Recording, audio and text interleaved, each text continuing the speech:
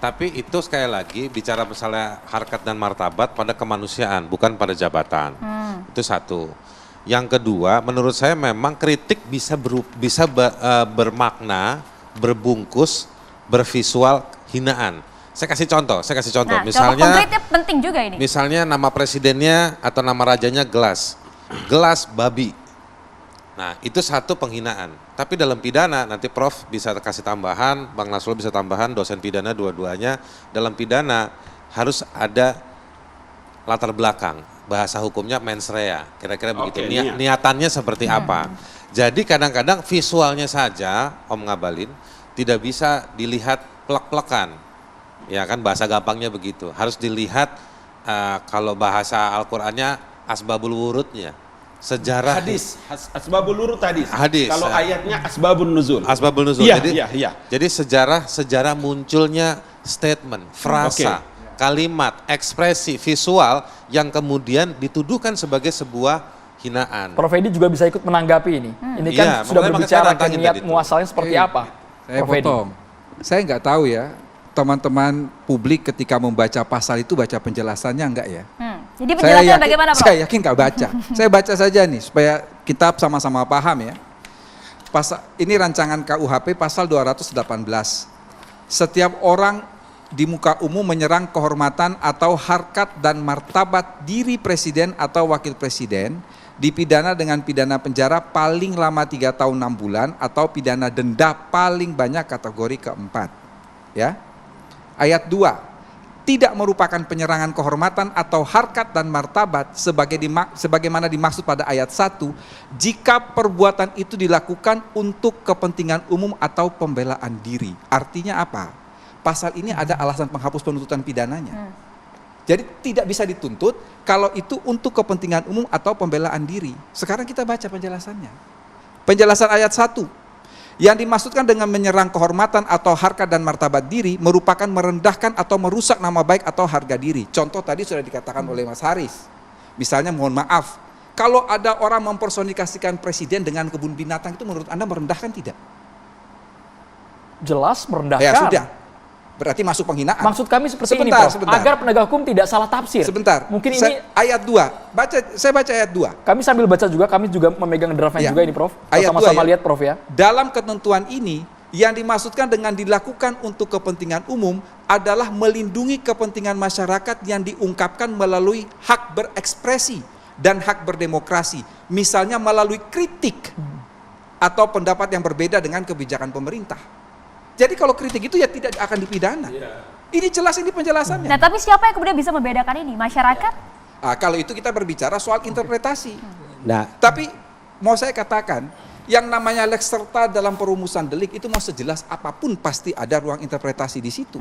Tetapi di sini ini sudah sangat jelas dikatakan kalau itu merupakan kritik atau pendapat yang berbeda dengan kebijakan pemerintah masuk dalam kategori kepentingan umum atau pembelaan diri. Kalau itu kepentingan umum atau pembelaan diri tidak dipidana. Tentang delik aduannya diatur di dalam ayat berapa itu? Itu di dalam pasal 218 ayat 20 tidak. Pasal 220 Mas. Tindak pidana sebagaimana dimaksud dalam pasal 218 dan pasal 219 hanya dapat dituntut berdasarkan aduan. Pasal 220 ayat 1 baru tercantum. Saya mohon izin menjelaskan begini dulu. Terlebih dahulu kita harus mengerti apa yang dikatakan, bagaimana sih jenis yang dikatakan penghinaan, menghina itu. Menghina itu bisa dalam bentuk tulisan, bisa dalam bentuk lisan orang berbicara. Tapi ada juga lagi nanti yang disebut dengan melecehkan. Melecehkan misalnya ada mobil presiden, saya kencing di mobil presiden, itu pelecehan, perbuatan dia kalau melecehkan. Ada bisa atau mungkin saya buat gambar presiden, saya duduk, saya injak-injak gambar, itu melecehkan namanya, perbuatan. Dia tidak dalam bentuk menghina tapi sudah melecehkan.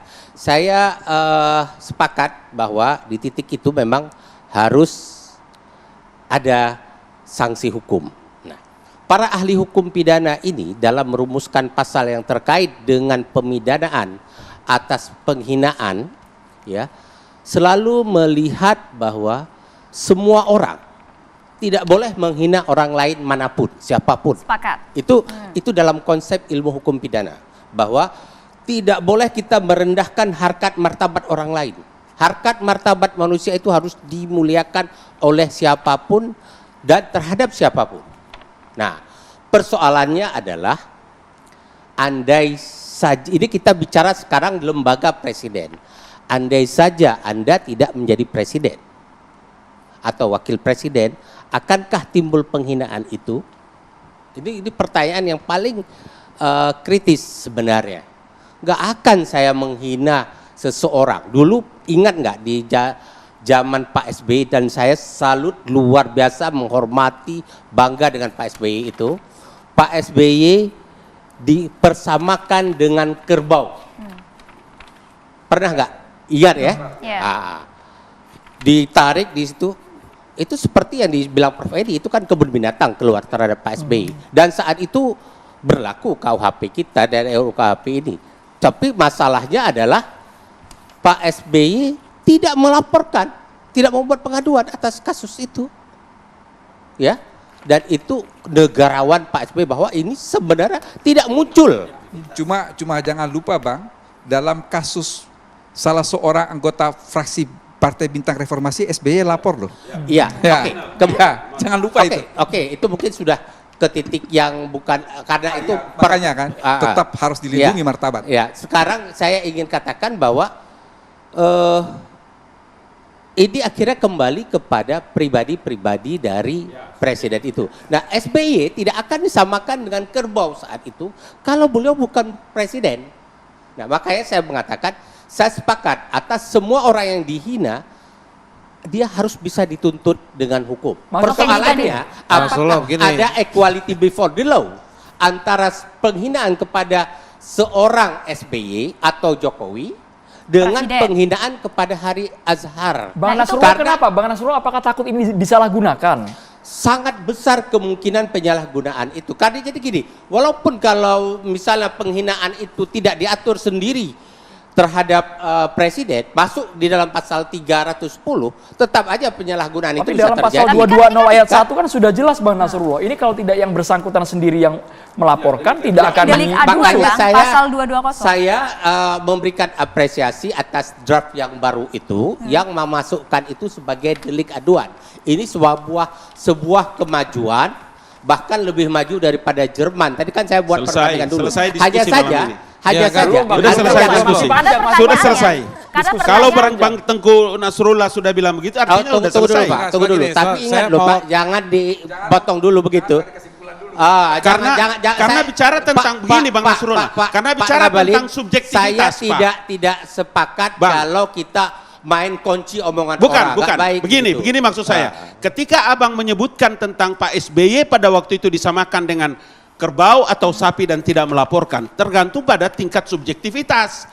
Begitu juga, makanya kan kita bukan bicara pada sosok objek Presiden Joko Widodo atau Pak Ma'ruf Amin, tapi ini untuk kepentingan masa panjang, Pak. 2024 sudah selesai, Pak. Sudah KUHP itulah. Ini nanti berlaku untuk karena itulah maka kitab undang-undang hukum pidana yang sedang dibahas ini menjadi legasi negara secara loh. Sangat ketat. Gitu loh. Pak Ngabalin udah dalam penjara sekarang karena menghina presiden. semua keputusan undang-undang tidak berlaku mundur, Bapak. Saya mengerti itu karena saya anggota Badan Legislasi DPR RI pada periode itu. Sebentar, saya selesaikan sedikit lagi. Saya lurusin dulu sedikit.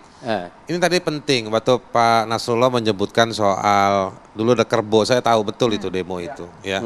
Ini yang jangan lupa sebutkan konteksnya.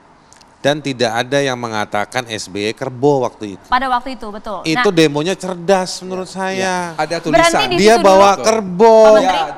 Ditulis SBY. Yang mana bulan depan kalau Idul Adha. Oke, kita tunggu sampai di sini dulu. Ami Ngabalin, Ami Ngabalin punya sapi ditulis. Ali Mokhtar Ngabalin. Itu sumbangan kurban maksudnya. Baik, Bapak-bapak kita jeda dulu. Kita lagi di Catatan Demokrasi. Kami terus melibatkan Anda masyarakat untuk bertanya langsung pada narasumber melalui Twitter Catatan Demokrasi. Sampaikan langsung ke Pak Wamen, ke Bang Ali Mokhtar, ke Pak Tengku Nasrullah dan juga ke Bang Haris Azhar ya, Maria ya. Saat lagi tetaplah bersama kami.